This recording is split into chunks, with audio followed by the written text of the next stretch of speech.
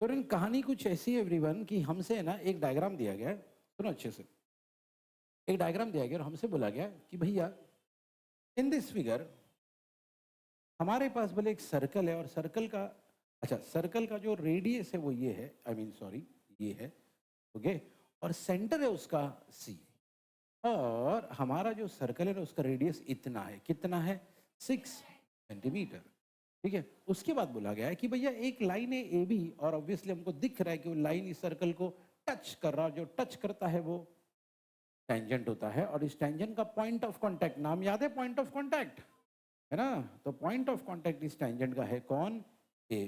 ठीक है। अब इतना ही इंफॉर्मेशन दिया गया है हमको और हमसे बोला गया है भैया ये जो नीचे सवाल दिए गए ना इनके जवाब बताओ। ओके। फैन चालू कर ले। ठीक है।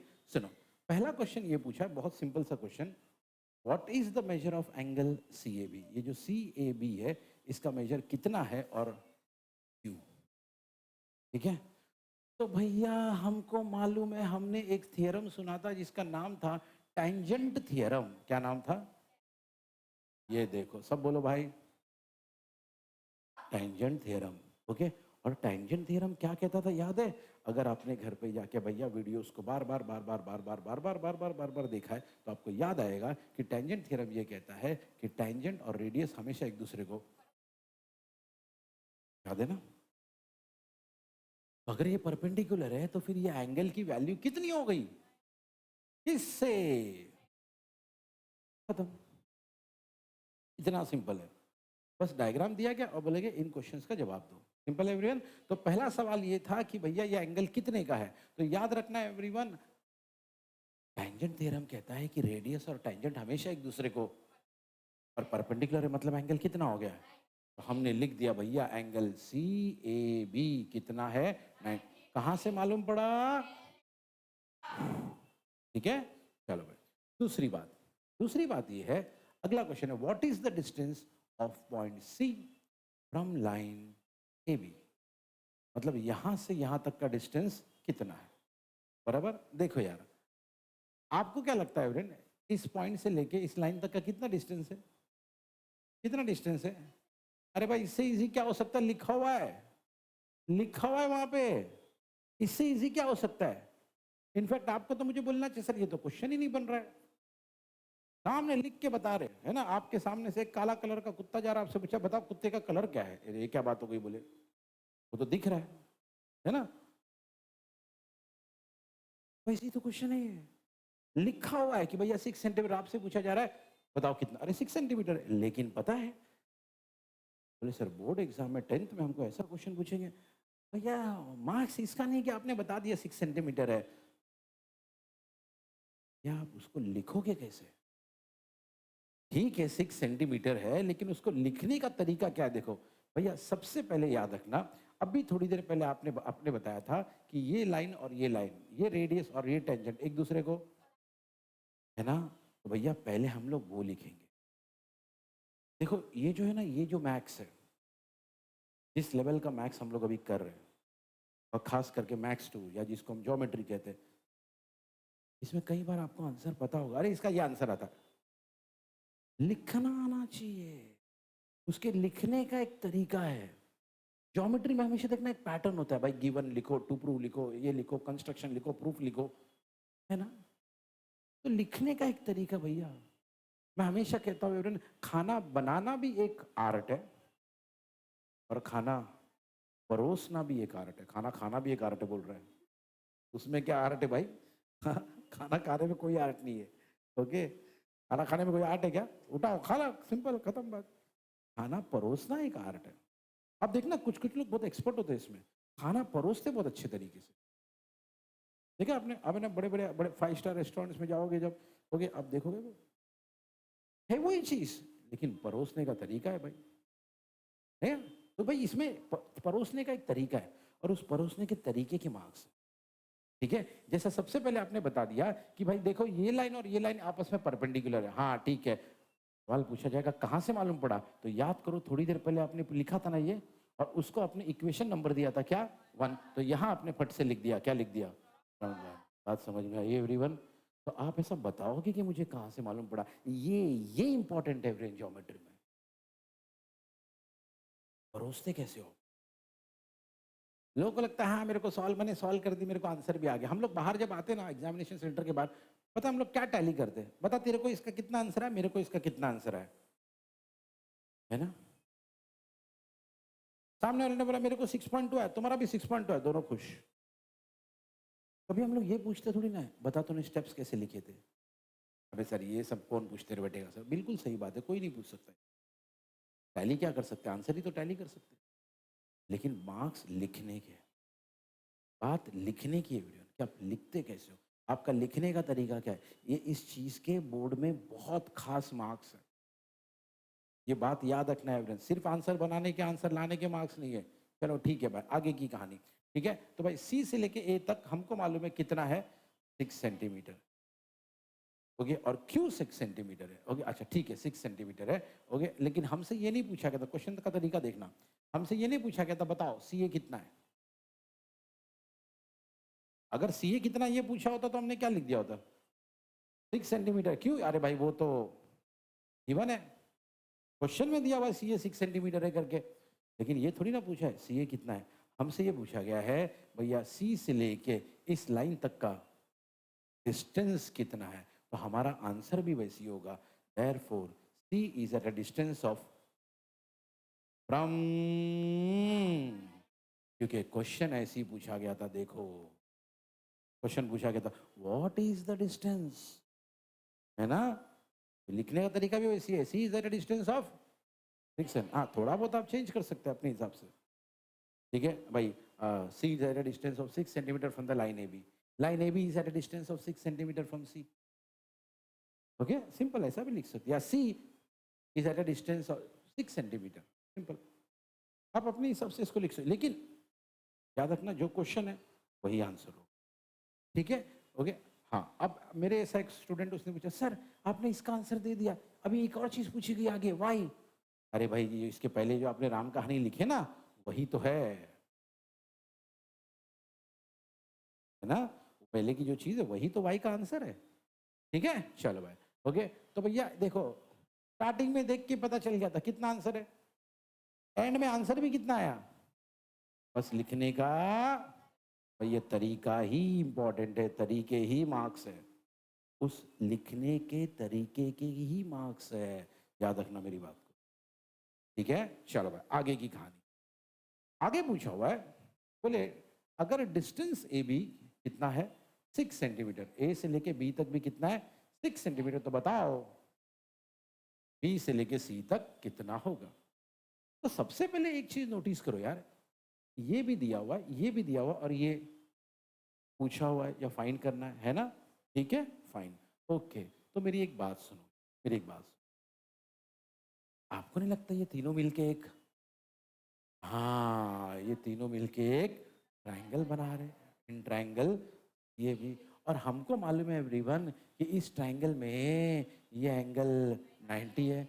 ओके, और अगर ये एक ट्रायंगल है और ट्रायंगल अगर हमारा 90 डिग्री है, तो मैं हमेशा कहता हूं कौन सा थ्योरम याद आना चाहिए, एंड मोस्ट इंपॉर्टेंटली देखो याद रखना एवरीवन, यहाँ पे हमने प्रूव किया था सी ए बी 90 और उसको दिया था इक्वेशन नंबर, सेकेंड टाइम हमने उसी चीज को लिखा था C A perpendicular to line A B, यहाँ पे क्या लिखा था, इस बार फिर से हमने इसी चीज को यूज किया, तो फिर से क्या लिखा। इससे आपको पता चलना चाहिए कि एक बार जिस चीज को आपने प्रूव किया और उसको नंबर दे दिया, अब उसको जब कभी यूज करोगे रीजन दोगे। अगर आपने उसका नंबर 1 दिया ना, तो आप बार बार लिखोगे फ्रॉम 1, फ्रॉम 1, फ्रॉम 1। समझ में आ रही है? सिंपल सी बात। ओके, अब ये मत पूछना मेरे से सर अगर मैं 2 देती तो क्या करती। ऑब्वियसली ना यार, अभी इससे सवाल पूछो तो भगा दूंगा तुम लोगों में। यार एवरीवन यार सुनो मेरी बात ध्यान से यार। ठीक है, अभी इस ट्रायंगल सीएबी में हम यूज करेंगे क्या, पाइथागोरस। तो एवरीवन पाइथागोरस की कहानी तो आपको मालूम ही है ना everyone, hypotenuse square equal to one side square plus, चलो भैया इधर आ जाओ, ये देखो ये हमारा hypotenuse square equal to one side square plus, और इस बार क्या मालूम है एवरीवन, ये सी ए तो वैसे भी हमको मालूम है कितना है, 6 है, और क्वेश्चन में दिया था ए बी भी कितना है, 6 है ना? तो 6 का स्क्वायर प्लस 6 का स्क्वायर ये हो गया 36, ये भी होगा 36, 36 प्लस 36 कितना हो गया भैया 72। इसकी आगे की कहानी मैं आपको यहाँ सॉल्व करके बताता हूँ। भैया देखो एवरीवन हियर 72 तो अगर मैं सॉल्व करूँ, चलो छोटा नंबर लेता हूँ मैं 2, क्या आएगा 36, फिर से लेता हूँ 2 क्या आएगा 18, फिर से लेता हूँ 2 क्या आएगा 9, फिर लूँगा 3, 3 ज़ा 3 1 ज़ा बराबर। ओके तो इसका मतलब हमारा 72 क्या है एक्चुअली, यहाँ पे कहाँ गया ये वाले स्टेप पे देखना। अगला स्टेप क्या होगा इसका, under root B C square equal to under root 72, B C square का तो हो जाएगा बी सी, 72 को हम लोग कैसा लिखेंगे ये देखो 2 इंटू 2 इंटू 2 इंटू 3 इंटू 3, सही है। ओके अभी सुनो मेरी बात ध्यान से, अब इसमें से ये 2 बार है, ये भी 2 बार है। अब रूल तो आपको मालूम है, जो चीज़ 2 बार आती है उसको हम लोग बाहर निकाल के एक बार लिखते है ना। तो ये 2 बाहर आ गया, एक 3 बाहर आ गया, सर अंदर ये 2 अकेला उसको छोड़ दो, है ना। अब आप ही सोचो एवरेंट 2 इंटू 3 कितना हो जाएगा 6, और अंदर क्या बचा √2, तो हमारा आंसर क्या है भैया 6√2 सेंटीमीटर। आज समझ में है कैसे है एवरीवन, समझ में है कैलकुलेशन कैसे की है, सिंपल एकदम एवरीवन, बस यही है। अब फिर एक बार पुरानी बात, क्वेश्चन में ऐसा नहीं पूछा था, तो बीसी का आंसर तुमने निकाल लिए, लेकिन क्वेश्चन में ऐसा नहीं पूछा था, पता क्वेश्चन में कैसा पूछा था, व्हाट इज डिस्टेंस बीसी, है ना, क्वेश्चन में ऐसा पूछा था, है ना। तो भैया इसीलिए आप आंसर भी वैसे ही दोगे जैसा क्वेश्चन में पूछा गया था। फिर एक बार लिखने का तरीका, है ना, लिखने का तरीका, ठीक है। ये कैलकुलेशन हमको लिख के बताना है भाई, ये कैलकुलेशन मैंने ऐसा डिजाइन के लिए नहीं बनाया यहाँ पे, ये हमको प्रॉपरली एग्जाम में करके बताना है। हम ऐसा जम नहीं कर सकते, हमको कैलकुलेशन करके बताना होता है, ठीक है। ओके चलो सुनो आगे की कहानी अभी। तीसरी चीज, आई मीन चौथी चीज इनफैक्ट, आगे क्या लिखा है, what is the measure of angle A B C and again Y. तो पहले देखो ये ए है, ये बी है, और ये उसमें से हमको मालूम है ऑलरेडी ये कितना है ना। और एक और चीज, ये भी 6 था और ये भी, भाई इसी से बहुत सारी बातें हमको पता चल जानी चाहिए। याद रखना इस बार ये वाला एंगल क्वेश्चन है हमारा ए बी सी, और अब ध्यान से देखना, देखो यही चीज सबसे पहले उसने शुरू किया, क्या लिखा उसने, सुनो ध्यान से, कि भैया एक ट्रायंगल है हमारे पास ए बी सी, जिसमें सी ए और ए बी दोनों की लेंथ 6 सेंटीमीटर है ना। इसीलिए दोनों आपस में क्या हो गए इक्वल, क्यों लिखा है each is 6 centimetre in length, सही है। तो पहले हमने क्या किया भैया, देखो फिर एक बार बताता हूँ आपको डायग्राम में जाके, कि देख लो कि यहाँ पे ना हियर ये ट्रायंगल है जिसमें ये भी 6 है और ये भी 6 है ना। ये हमने पता क्वेश्चन में दिया था 6 है, और ए भी दिया गया था यहाँ पे 6 है, तो ये भी 6 है और ये भी 6 है, मतलब दोनों आपस में इक्वल है ना। ओके अब एवरीवन एक चीज याद रखना, अगर ये दोनों इक्वल है, अगर ये दोनों आपस में, तो एक थ्योरम का नाम बता रहा हूँ, जरा नाम जोर से पढ़ना, आइसोसेलेस ट्रायंगल थ्योरम, सब बोलो। चलो अब आगे बढ़ने से पहले आप लोगों को मैं आइसोसेलेस ट्रायंगल थ्योरम के बारे में बताता हूँ, क्या होता है ये आइसोसेलेस ट्रायंगल थ्योरम। सुनो सुनो यहाँ पे, तो कहानी ये है कि भाई अगर ये 6 है और ये भी 6 है, तो ये एंगल और ये एंगल इक्वल होता है। फिर एक बार, अगर मान लो एक ट्रायंगल है, ये भी 7 है, ये भी 7 है, तो ये जो नीचे वाले एंगल है ना, ये दोनों आपस में इक्वल होते हैं, ठीक है। एक और एग्जांपल देता हूँ, मान लो भैया ये आपका ट्रायंगल है, ये और ये इक्वल है, ओके, तो इसके सामने वाला ये एंगल, इसके सामने वाला ये एंगल आपस में इक्वल होते हैं, ठीक है कहानी। और इस थ्योरम को कहते हैं आइसोसेलेस ट्रायंगल थ्योरम। अब आप ही बताओ एवरीवन, ये दोनों इक्वल है, ये और ये इक्वल है, अब इसके सामने वाला एंगल यानी ये, इसके सामने वाला एंगल यानी ये, तो ये दोनों एंगल भी आपस में, अब इसका नाम क्या हो गया ए बी सी, इसका नाम क्या हो गया ए सी बी, है ना। तो भैया यहाँ आ जाओ, देख लो कि ये दोनों आपस में इक्वल है। देखो लिखा है A B C equal to angle A C B. Reason क्या दिया हुआ है? बस तो ये बस यही बात है। बात समझ में आई एवरीवन? ओके चलो अभी अब क्योंकि दोनों एंगल इक्वल है, मान लो हम लोग दोनों को क्या नाम देते हैं? एक्स।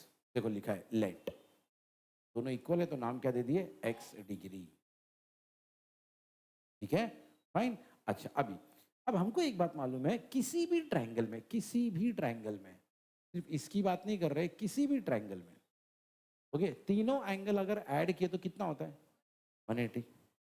अब हमारे केस में देखो क्या है, ध्यान से सुनना अभी एवरीवन हियर। हमारे केस में हमको बताया गया ये एंगल 90 है ना? ये एंगल और ये एंगल इक्वल और उसको नाम क्या दिए? एक्स, एक्स डिग्री, है ना? बराबर। तो हमको इतना तो मालूम है कि तीनों को अगर प्लस करे तो 180 है। ठीक है। अच्छा एक बात सोचो, पहले से ही बता दो, अगर हमसे क्या पूछा गया? Find angle A B C, यही पूछा गया ना? मुझे एक बात बताओ, अगर मुझे पता चल गया कि x की वैल्यू, एग्जाम्पल है खाली, x की वैल्यू 50 है, एक खाली बता रहा हूँ ऐसे एग्जाम्पल, x की वैल्यू 50 है, तो क्या मेरा आंसर आ गया? हाँ? नहीं आया?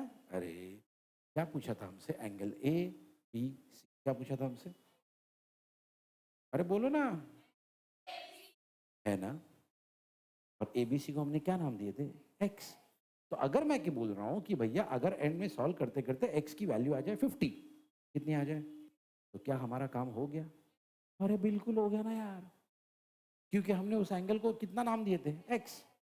बराबर। तो अगर एक्स, इसका मतलब ये है अगर एक्स की वैल्यू आ जाए तो अपना काम हो जाए। बात समझ में आ रही है? सिंपल सी बात। ठीक है एवरीवन हियर, हियर मेरी बात सुन। मान लो ऐसा हुआ कि तुम अपने घर पे पहुंचे, घर पे ताला है, घर पे, अब तुमको मालूम है कि इस ताले की जो चाबी है मम्मी के पास है, के पास है। तुम खड़े हो गए, लोग आजू बाजू बिल्डिंग में चढ़ रहे उतर रहे, तुमसे क्या हुआ बेटा क्यों खड़े हो? अरे यार चाबी नहीं है। थोड़ी देर में तुम्हारी बहन आई, के पास भी चाबी नहीं, वो भी बाहर खड़ी है। भाई आया, उसके पास भी चाबी नहीं, वो भी बाहर खड़े हैं। ओके यार, ये तुम्हारे डैडी हैं, उनके पास भी चाबी नहीं, वो भी बाहर खड़े हैं। ठीक है। अब सब एकदम फ्रस्ट्रेशन में है। कोई काम पे से आ रहा है, कोई क्लास से आ रहा है, कोई कॉलेज से आ रहा है, सब एकदम चिल्ला। ओके। अब किसी ने तुमको फ़ोन करके बताया कि भैया तुम्हारी मम्मी नीचे है, तुम्हारी नीचे ही है। तो तुम रिलैक्स हो गए। क्यों रिलैक्स हो गए? क्योंकि चाबी, समझा ना? बात समझ में आ रही है एवरीवन? इसका मतलब तुमको एक बार मम्मी आ गई तो फिर खत्म ना बात। समझ में आ रहा है एवरीवन? तो भैया अगर हमको एक्स मिल गया, खत्म बात। क्योंकि हमको जो फाइंड आउट करना था एबीसी, हमने उसको नाम दिया था। अगर एक्स मिल गया तो अपना काम हो गया ना? ये तो बोल रहा हूँ मैं। चलो भाई, अब एवरीवन अगर ये बात समझ में आई है तो कहानी को आगे बढ़ाते हैं। सुनो इधर, अब हमको बोला गया भैया तीनों को प्लस करो तो कितना आएगा? क्यों सर? क्योंकि एक स्टेटमेंट है, अब पढ़ो, is 180 of all the angles of a triangle is 180।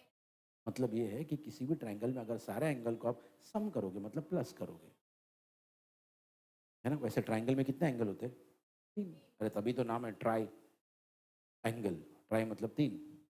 ठीक है। तो भैया किसी भी ट्रायंगल में अगर तीनों एंगल को प्लस करो तो कितना होता है? तो भैया हमारे पास जो 3 एंगल है उसमें से एक है ये भी, एक है ए बी सी, एक है ए सी बी, तीनों को प्लस करो तो कितना आ रहा भैया? 180। अब सी ए भी हमको मालूम है कितना है? 90 है। ये भी कितना है? 90 है। ठीक है फाइन। बाकी दोनों कितने सर? एक्स। अच्छा अभी x प्लस एक्स हमको मालूम है कितना होगा? 2x। अच्छा प्लस 90 इधर आएगा तो क्या होगा? ये बात है। ओके। प्लस 90 इधर आएगा तो क्या होगा? -90। अच्छा अभी सिंपल सी बात है, 180 -90 करोगे तो क्या आएगा? 90। अच्छा x यहाँ 2 और x मल्टीप्लाई में, अगर 2 को यहाँ भेज दे तो डिवाइड में हो जाएगा।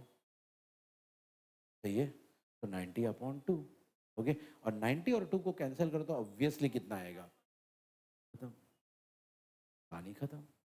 तो ये हमने फाइनली लिख दिया देयर फोर एक्स, यानी कौन? हमारा एंगल एबीसी। याद है मैंने कहा था अगर एक्स मिल गया तो हमारा काम हो गया, क्योंकि हमने एबीसी को नाम दिया था एक्स। ये हो गया काम अपना, हमने लिख दिया एबीसी इक्वल टू, ठीक है। अब एंड में फाइनल आंसर, जो भी चीज पूछी गई थी टोटल याद है आपको एवरीवन? 4 क्वेश्चन पूछे गए थे, 1 2 3 4। देखो चारों के आंसर लिखना है भैया, चारों के आंसर एंड में लिखना है। पहला क्वेश्चन क्या था भैया? एंगल सी ए बी का वैल्यू बताओ, वो आ गया 90। दूसरा क्वेश्चन क्या था भैया? सी से लेके ए बी का डिस्टेंस कितना है? तो सी से लेके ए बी का डिस्टेंस कितना है भैया? 6 है, ठीक है। तीसरा क्वेश्चन क्या था भैया? डिस्टेंस बी सी कितना है? डिस्टेंस बी सी कितना था? 6√2 सेंटीमीटर। ओके, फिर आखिरी बात क्या थी? एंगल एबीसी, एंगल एबीसी कितना है? 45 डिग्री। ओके, अभी सुनो क्या मिस्टेक होती है, आप 90 लिखते हो, ऊपर डिग्री भूल जाते हो। आप यहाँ पे 6 लिखोगे और यहाँ पे 6√2 लिखोगे और यहाँ पे 45 लिखोगे, और इन शॉर्ट आप ये यूनिट्स भूल जाते हो, ठीक है। अच्छा, तुमने एक चीज नोटिस किया, यहाँ पे जो भी मेन है ना, मेन मेन आंसर, उसको हाईलाइट किया गया, बोल्ड किया गया, ठीक है। अब हम एग्जाम में सर कैसा करेंगे बोल्ड? अभी हम पेंसिल से थोड़ी ना ऐसा खुरेदते बैठेंगे उसको, है ना। आप क्या कर सकते हो भैया, अपना जो भी चॉइस है आपका, आप चाहिए तो इस मेन आंसर को बॉक्स में डाल दो। कई लोग सिर्फ अंडरलाइन करते हैं पेंसिल से, हाँ, ओके। कई लोग एवरेज सर्कल कर देते हैं ऐसे। बस इतना है कि आपका आंसर क्लियरली दिखे। आप अंडरलाइन करने के चक्कर में ना एवरेज कई को लोग मेन आंसर को ही गायब कर देते। अब मान लो मैंने स्क्वायर किया, स्क्वायर ऐसा किया, डिग्री की साइन ही गायब हो गई। समझ में आ रहा है एवरेज? तो एग्जामिनर को लगेगा अरे 90 लिखा, डिग्री तो लिखा ही नहीं। अब उसको क्या मालूम डिग्री आपका अंडरलाइन के पीछे छुपा हुआ है। अब वो थोड़ी ना इतनी कोशिश करेंगे भैया शायद लिखा होगा, समझ रहे हो? शायद के कोई मार्क्स नहीं है, ठीक है। तो उनको लग गया जो आपने लिखा हुई है। समझ में आ रहा है ना? लाइन बना दी, लाइन बना दी, ओके, लाइन बना दी, टेढ़ी हो गई, सी कट गया, मीटर दिख रहा हो, 6 मीटर आंसर है ही नहीं, 6 सेंटीमीटर आंसर है। तो ये सब छोटी छोटी बातों का ख्याल रखना। देखो आप में से वही जीतेगा एंड में जो छोटी छोटी बातों का ख्याल रखेगा, बड़ी बड़ी बातों का सब ख्याल रखते। जो फाइन पॉइंट्स होते हैं ना, जो उसको पकड़ लेता है वो आगे निकल। तो छोटी छोटी बातों का ध्यान दो, अच्छा ऐसा लिखना है, अब आंसर भी लिखना है एंड में। बात समझ में आई एवरीवन? ठीक है, ओके। चलो इसको एक बार रिवाइज करते हैं।